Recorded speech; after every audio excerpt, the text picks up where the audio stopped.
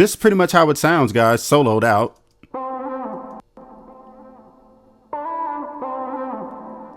And see how wide that is, the spring, reverb, and the delay. Yo, what is up, YouTube? Welcome back to my channel. I really do appreciate you guys for coming back to check me out. I am Archie Beatz, and I am here to help. And guys, welcome back to another episode of Studio Sundays. You guys seem to enjoy it, and I enjoy doing it. So, hey, why not? Let's keep doing this thing, man. Also, before we get started, if you guys are interested in anything that you've seen in my home studio 2017, I'm pretty sure you guys have. If you haven't, after this video, jump over there and check out my home studio. But if you're interested in any of the gear you see in there, keep in mind I do have it on my Amazon influencer page. Since I am an influencer now on Amazon, you guys click below, and I also have gear recommendation on there to help you on your creative journey, so you guys probably want to check that out. And today what we are doing is we are discussing how to get that kind of fuzzy wah, like XL kind of effect on your vocals without using the XL plugin, which I do recommend buying the XL plugin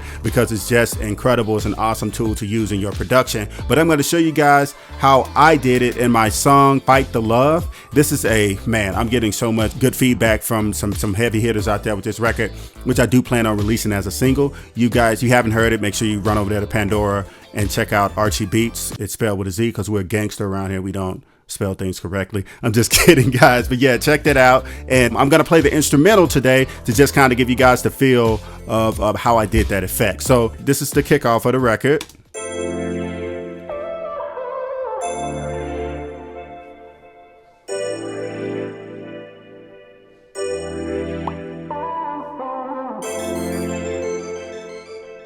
Okay, you guys see that? It's such a helpful plugin, such a helpful process.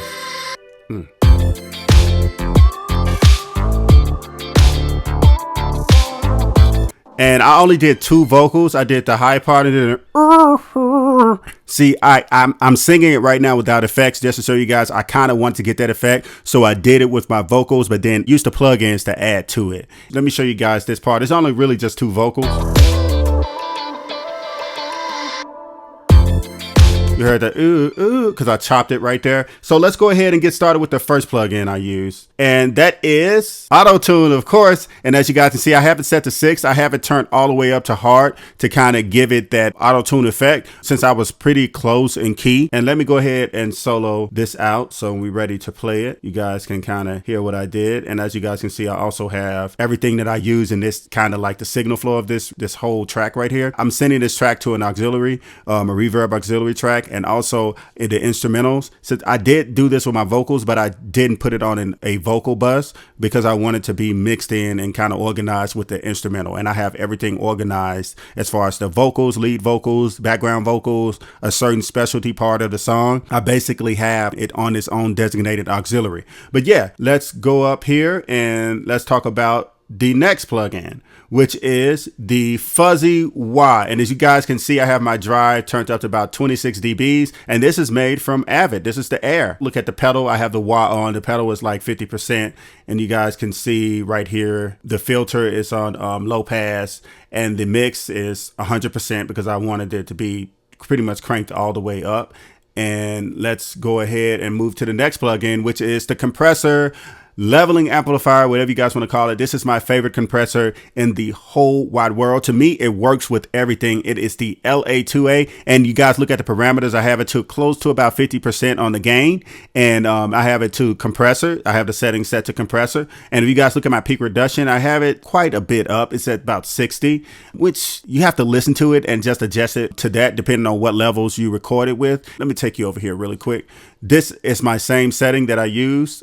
My signal flow is, of course, to the U87, then to my 1073, my Neve. I love this. This is a great unison technology and channel strip, of course, but I use it in a unison manner. I'm recording straight to tape. This is being printed. This is the setting I use to record the song as well. And as you guys see, I have it pretty much in my unison signal flow, which is unison preamp technology with Universal Audio. Shouts out to them for creating something amazing. But yeah, let's get back to over here. After the compressor, then yes, I put my Echo Boy delay on the actual track. I didn't send this track over to a delay. I do have an auxiliary delay, but I just decided to kind of just do it on here since it was doing something completely different, and I didn't want to automate anything with this part of the record right here. So if you guys can see, I always use ping pong. It's just what I do. I love it. Sometimes I do kind of like the echo effect, but ping pong is where it is. And of course, you guys know the tempo. You set the tempo to whatever the track is or the arrangement, and I have it on 4/4, well, 1/4, which is a quarter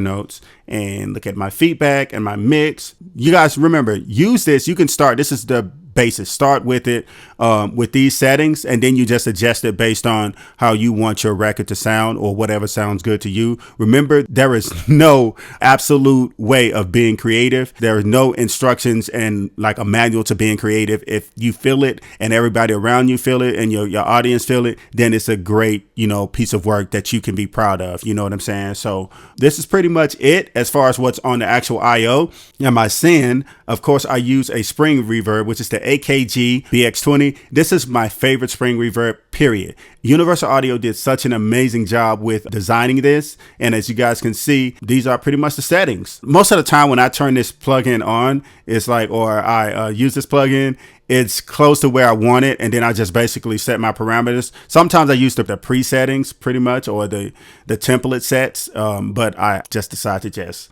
kind of play around with even the presets and the templates. This is pretty much how it sounds, guys, soloed out.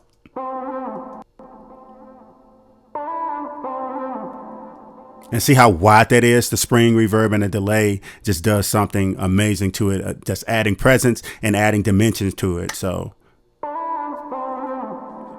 and with the chop right here.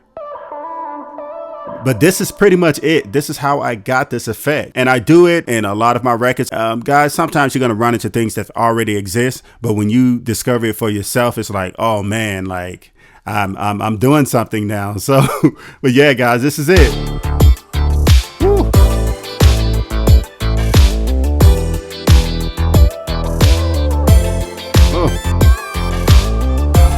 I really do appreciate you guys for coming back to check me out. You guys have been phenomenal. You guys are great. Hey, don't forget to subscribe to my channel. Don't forget to follow me on Instagram at Archie Beatz and Twitter at Archie Beatz. Hey, you guys have any questions, comment below and smash that like button right now. I need y'all to do that because, guys, we are making it happen right now. We are making the creative ecosystem bigger on YouTube. So let's keep that flow going. You guys are phenomenal. Y'all have a wonderful studio Sunday.